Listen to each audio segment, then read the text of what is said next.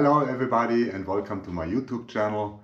I'm Michael and this video is about an improvement in the workflow when working with Tormach's passive probe.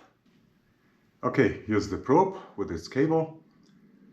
What I used to do when I was using the probe was I had to take it out of the drawer, connect the cable to the machine, pop the probe into the spindle, then make sure that the cable does not interfere with anything. Then I did the probing and then everything in reverse. What I did to improve this process a little bit is I built a holder, or I 3D printed a holder, mounted it on the machine next to the spindle so that I can grab the holder whenever it's needed without taking it out of storage, connecting it to the machine, etc. The cable is always permanently connected to the machine, and it's routed in a way that it will never interfere with any work in progress. This is the 3D printed holder for the probe. On the back side is an aluminum angle, and the probe is mounted in that way to the machine and screwed on from the top. The reason being, if I would mount it in that direction, I had to drill in the front panel of the electrical cabinet. There's all this electronics and switches on the backside, so if you drill in here, my concern is that you just drill into something electrical and that might lead to unintended consequences. So I put an aluminum angle on here, and that also is probably better for stability, and then the holder is mounted in that direction. Also, if I would include that in my 3D print, I would have the issue with printing that part. Currently, it's printed laying on its bottom like that, and then printed upward. There's no overhangs, it's very easy to print. With this angle included in the 3D print, it's kind of difficult to print it. I cannot print it like that because I need this angle. If I print it like that, with that being laying on the bed, I have the problem that there's a large overhang here through this inside cave. And if I print it vertical, I have this large overhang here. So the easiest was just to print it like that, laying down, mount this aluminum angle, and get done with it. The probe pops in here and then slides down lightly, and it's held in place through these notches. The probe on the underside has 3 screws, and I have these little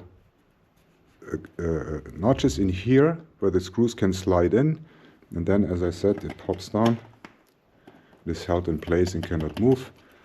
And on the right side here is a little opening for the cable connector.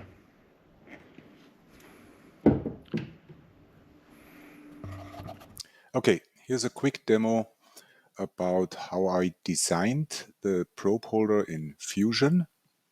First, I created the basic box, and then I added 2 models, one of the TTS probe holder and one of the passive probe, and I placed both in a way that the center line is in alignment with the top surface of my box.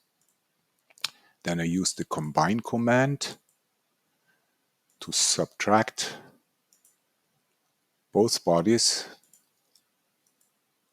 from my box, and that gave me the contour of both parts in my box. Now I wanted to clean that up and also made this cave a little bit more spacious or bigger, that it's easier to slide the TTS tool holder and passive probe in and out. And the way I did it is I just increased this diameter a little bit from 40 to 41 millimeters, and then selected that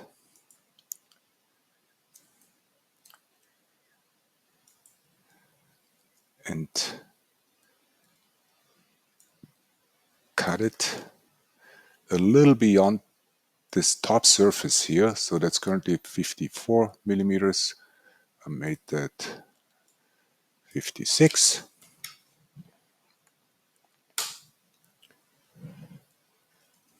And that gave me the clear cave here.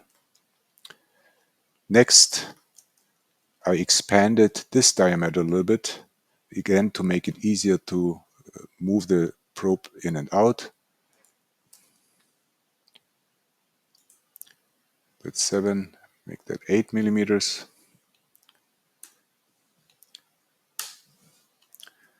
And then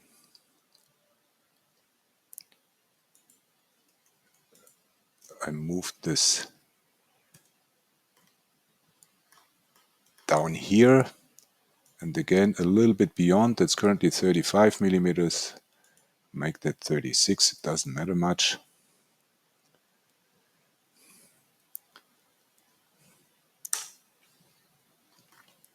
And the last step was to, on the second last step, I moved this portion, the lower portion here, forward.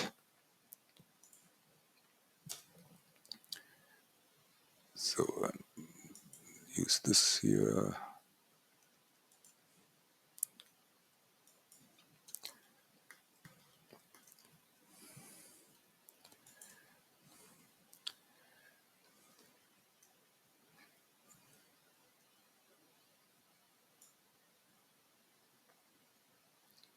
Give it another 16 millimeters. And that gave me already that slot. And now in order to move it in, I need to create a slot for this diameter here.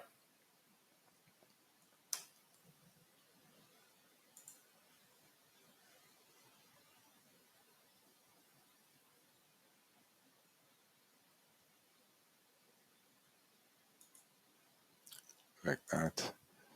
And then extrude that. That is the space for the screws here at the bottom of the passive probe that they can move in and out.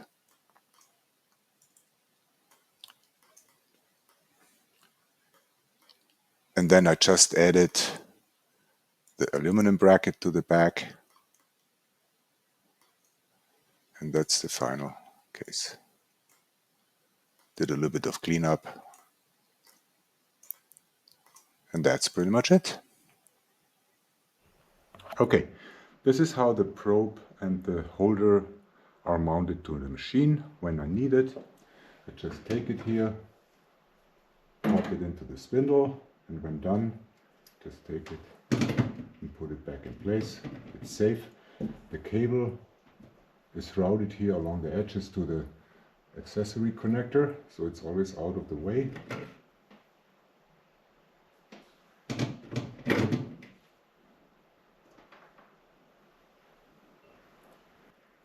Okay, that's the end of this video. I hope you enjoyed it, and I'm looking forward to see you very soon.